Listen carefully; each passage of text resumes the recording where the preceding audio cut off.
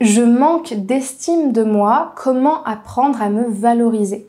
Bonjour à vous mesdames, j'espère que vous allez bien et bienvenue sur ma chaîne YouTube S'aimer plus, dans laquelle aujourd'hui je vais vous donner plusieurs astuces, plusieurs outils que je pratique au quotidien avec mes clients en séance ou même dans le suivi que je leur propose en dehors des séances et dans mes exercices aussi en dehors des séances, pour justement renforcer l'estime de soi, puisque comme vous le savez, l'estime de soi est un pilier fondateur déjà pour vous-même, pour votre épanouissement, mais surtout qui va vous permettre d'être beaucoup plus stable et beaucoup plus en paix quand vous rencontrez quelqu'un. Je me présente pour celles qui ne me connaissent pas, donc moi c'est Chloé Mercart, je suis coach et psychopraticienne spécialisée dans les relations amoureuses et surtout spécialisée dans l'accompagnement de la dépendance affective et dans le renforcement de l'estime de soi. C'est-à-dire qu'au quotidien, j'accompagne toute personne ayant des insécurités au niveau affectif, des blocages émotionnels, tout un tas de croyances limitantes qui leur empêchent de faire confiance à l'autre, ni même de rencontrer les personnes qui leur correspondent. Et j'opère justement pour cela un travail important et transformateur sur l'estime de soi. Si vous n'êtes pas abonné à la chaîne YouTube, je vous invite à le faire maintenant en cliquant sur le bouton rouge s'abonner et en activant la cloche des notifications pour recevoir tous les matins une vidéo sur les relations amoureuses et sur l'estime de soi. Et je vous invite aussi à télécharger la formation offerte que j'ai créée et mise en place pour vous, qui s'intitule « Incarner la femme sensationnelle, lumineuse et unique qui l'épousera » et qui justement a pour but de vous proposer des premiers outils de coaching pour cheminer vers justement un épanouissement amoureux, comment trouver l'amour, comment me faire confiance, qu'est-ce que je dois montrer, comment me positionner avec les hommes, mais surtout un cheminement pour être bien avec soi-même. Parce qu'encore une fois, je le répète à chaque vidéo, mais vous ne pouvez pas être bien avec l'autre si vous n'êtes pas bien avec vous-même. De la même manière que si vous remarquez des difficultés relationnelles, il y a de très fortes chances pour que vis-à-vis de vous-même, il y ait aussi des insécurités. Mais ça, ce sont des choses qui se travaillent. Et pour accéder à cette formation, allez dans le lien qui se trouve dans la description, cliquez sur la formation en question, remplissez le formulaire et vous la recevrez directement par mail. Maintenant, je vais passer justement à l'explication de comment on renforce l'estime de soi, comment on se valorise. Donc, je vous invite à prendre des notes, à me poser vos questions en commentaire s'il y en a, et puis surtout à pouvoir regarder la vidéo jusqu'à la fin. Alors, dans ce moment-là, je vais vous présenter 4 outils que vous pouvez pratiquer et qui vont vous aider justement à renforcer l'estime de soi. Le premier que je peux vous donner, c'est un outil que j'ai inventé qui s'appelle la stratégie de l'huile d'argan. La stratégie de l'huile d'argan, c'est un outil de travail sur votre image de vous-même qui vous permet de renforcer la proposition de valeur. Ce que je veux dire par là, c'est de prendre connaissance en fait de ce que vous êtes et de le renforcer, de le valoriser, pas de l'idéaliser, mais en tout cas, de le faire briller en fait et de voir la valeur de ce que vous êtes.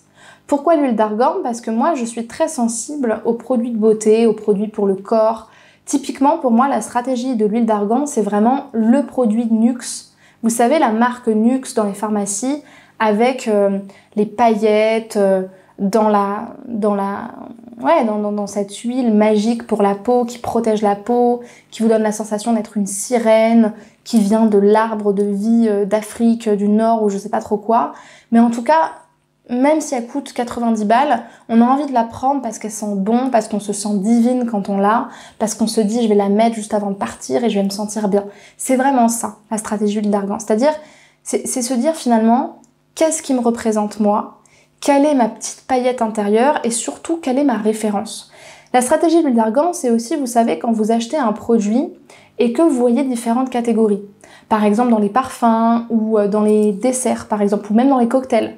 On a par exemple, je sais pas moi, la passionnelle, la fusionnelle, la créative, l'originale, l'exploratrice. C'est vraiment ce truc de aller chercher ce qui fait la catégorie, ce qui fait la référence, l'endroit où on a envie de se référencer, de se catégoriser parce que ça nous ressemble.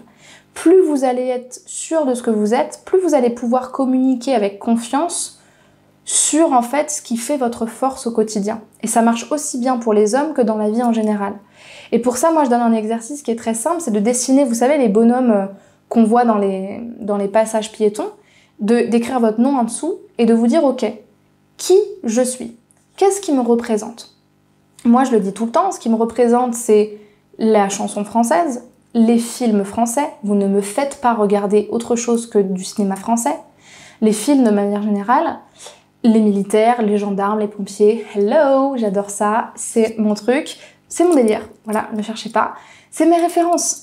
Ça peut être quoi d'autre? Ça peut être les couleurs unies, le rouge, les paillettes, le maquillage, les boucles d'oreilles, Fuerteventura. Tout ça, ça me représente. Ce que je veux dire par là, c'est que quand on connaît Chloé, on connaît le packaging qui va avec. Et donc du coup, soit on aime, soit on n'aime pas. Mais du coup, je sais qui je suis et j'aime ça justement. Donc ça me permet de mieux me connaître et de mieux me valoriser. Vous pouvez aussi rentrer vos origines, votre culture, vos croyances, vos ambitions, votre métier, votre chat, ce que vous voulez. Mais en tout cas, l'idée, c'est vraiment de valoriser ce qu'on est et de le voir comme une catégorie à part entière. Deuxième chose, renforcer l'autocompassion. Comment on renforce l'autocompassion? En apprenant à s'accepter. C'est un apprentissage. Cet apprentissage va durer toute votre vie. Mais l'autocompassion, c'est l'intentionnalité de se dire « Est-ce que j'ai envie de me rejeter toute ma vie ou est-ce que j'ai envie d'apprendre à me tenir la main ?» L'autocompassion, c'est se tenir la main comme on peut. C'est s'accompagner comme on peut. C'est se consoler comme un parent. C'est se valoriser comme une amie.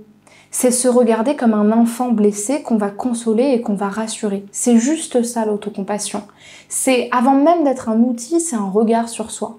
C'est se dire, tu sais quoi, là t'as raté, là t'es épuisé, là t'as pas réussi, ok, c'est un apprentissage. C'est vraiment se regarder comme un parent qui va rassurer son enfant et se dire que ce qu'on a raté, c'est des choses qu'on apprendra. C'est se dire que si on est nerveuse, on est aussi enthousiaste. C'est bien se parler, c'est vraiment être douce avec soi, reconnaître ses limites, écouter son corps, être vraiment comme ce qu'on attend que les autres nous apportent, comme l'ami qu'on aimerait avoir, être ça pour soi-même. Une deuxième façon de se valoriser. Et justement, pour renforcer cette autocompassion, ce à quoi vous devez prêter attention, c'est votre langage vis-à-vis de vous-même et justement la qualité de votre discours intérieur. Soyez bienveillant envers vous. Et ça passe par votre discours. En regardant cette vidéo, vous avez deux choix. Soit vous vous dites oui, c'est vrai, c'est important. Soit vous vous dites ah mais tiens, merci Chloé, je vais y faire attention. T'as raison. Tout simplement. Troisième outil, justement, j'en parlais, le langage transformationnel. Les mots ont un impact sur vos croyances, elles les renforcent, et également sur votre état émotionnel. Et votre état émotionnel a un impact sur votre sensation de bien-être. Les mots impactent directement votre inconscient, parce que le cerveau les ancre, les retient, d'autant plus que le cerveau ne peut retenir que l'information positive. Donc si vous vous dites « je suis stupide, j'arrive pas à faire ça, je ne veux pas ça », ça c'est compliqué. Tout ça, ça s'ancre en fait. On s'en rend pas compte, mais on a des mots au quotidien qui sont hyper... soit valorisant, soit dévalorisant. Le fait de dire « je suis dépendante affective », qu'est-ce que vous faites? Vous accordez à votre identité, c'est-à-dire tout votre être, ce que vous représentez, votre valeur, un comportement qui est à valence négative, et surtout de manière générale un comportement. C'est-à-dire que vous dites, en gros, je suis mon trouble, je suis ma difficulté, je suis ci, je suis ça. Ce qui vous empêche d'ouvrir le champ des possibles et de vous laisser un apprentissage, même inconsciemment. Moi, quand en séance, une cliente me dit « moi, mon objectif, c'est de ne pas me rejeter. Mon objectif, c'est d'arrêter de... » non, en fait, c'est pas un objectif. Parce que ton cerveau, lui, ce qu'il va retenir, c'est que tu veux arrêter. C'est que du coup, tu veux ne pas faire. Donc du coup, tu fais. Puisque le cerveau ne retient que l'information positive. Donc le langage transformationnel, c'est ça. C'est choisir certains mots plutôt que d'autres pour se parler. Parce qu'encore une fois, retenez-le bien, votre cerveau, il retient que ce que vous lui dites. Donc choisissez bien les mots que vous allez entrer en vous, les couleurs que ça va donner. Et puis enfin, un autre outil qui est très utile aussi, ça c'est plus pour la confiance en soi, ça nous vient des thérapies comportementales et cognitives, les TCC, c'est le journal des expériences comportementales. Cet outil, à la base, il a été mis pour aider les personnes anxieuses, les personnes en dépression ou les personnes phobiques, donc avec des TOC ou carrément avec des phobies, des vrais traumatismes justement projetés sur certains éléments, pour justement renforcer leur confiance en elles, et notamment dans le cas de l'anxiété sociale, pour apprendre les personnes à se rapprocher du groupe. Pourquoi? Parce qu'en fait, c'est un outil très simple à 5 colonnes. La première colonne, c'est justement quelle est ma prédiction, quelle est ma théorie, quelle est ma peur, qu'est-ce qui va se passer si je fais ça, par exemple, parler en public. Deuxième colonne, ça va être quelle va être l'expérience que je vais mettre en place pour justement pallier cette théorie-là, qu'est-ce que je vais tester. Troisièmement, ça va être qu'est-ce qui s'est passé à ce moment-là, l'expérimentation. Donc il s'est passé ça, ensuite il s'est passé ça. Quatrième colonne, le bilan, qu'est-ce que j'en retiens. Et cinquième colonne, quel est mon apprentissage. Le but de ce tableau-là, qui est très simple, c'est de décortiquer la différence entre vos croyances limitantes et vos peurs, et la première action que vous allez mettre en place pour pallier ces peurs-là, et pour justement, pas les éviter, mais en fait les affronter. Si vous n'affrontez pas quelque chose, vous aurez toujours peur de ça. Donc si par exemple vous avez envie de vous valoriser en parlant en public, peut-être que la première étape ce serait, je sais pas moi, de faire un karaoké dans un camping. Vous connaissez pas les gens. Donc ça peut être une première étape. Ou de lever la main en cours. Ou dans une réunion. Bah ça, vous allez le tester.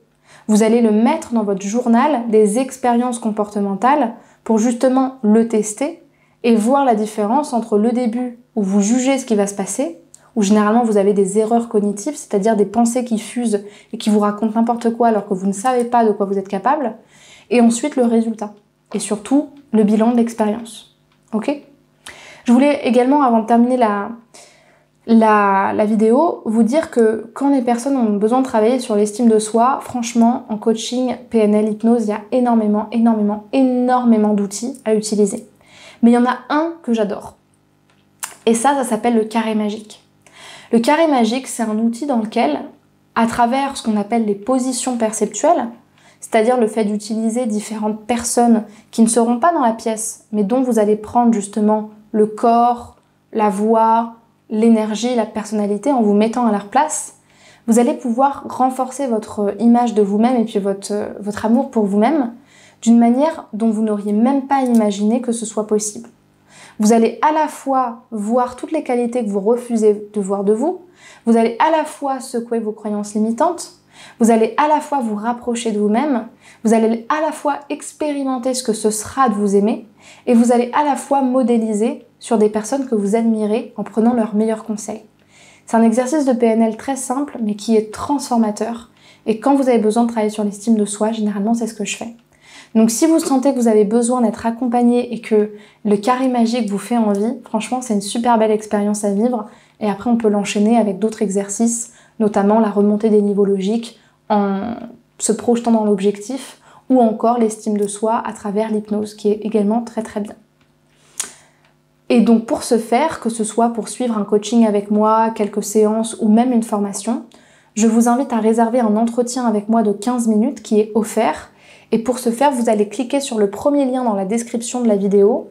Donc c'est vraiment le premier. Choisir votre créneau, remplir le formulaire. Comme ça, vous pourrez me poser vos questions, m'expliquer votre situation problématique, votre objectif.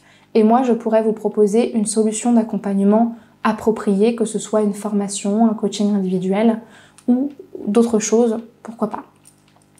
Et puis pour terminer, je vous invite évidemment à vous abonner à la chaîne YouTube si ce n'est pas encore fait, mais aussi à me laisser vos questions s'il y en a, un like pour m'encourager à faire ce travail, et à me rejoindre sur Instagram et sur Spotify.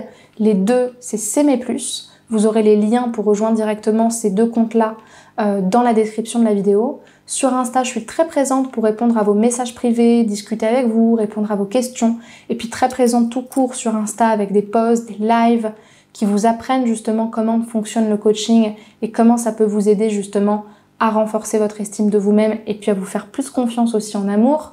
Des posts, vraiment beaucoup de choses, des stories aussi. Et puis sur Spotify, je vais faire justement des émissions plus longues en détaillant justement certaines notions que j'aborde en vidéo et puis en détaillant aussi mes outils pour que vous puissiez les employer de votre côté. Je vous remercie pour votre attention et je vous souhaite une bonne journée. À demain 8h pour une prochaine vidéo.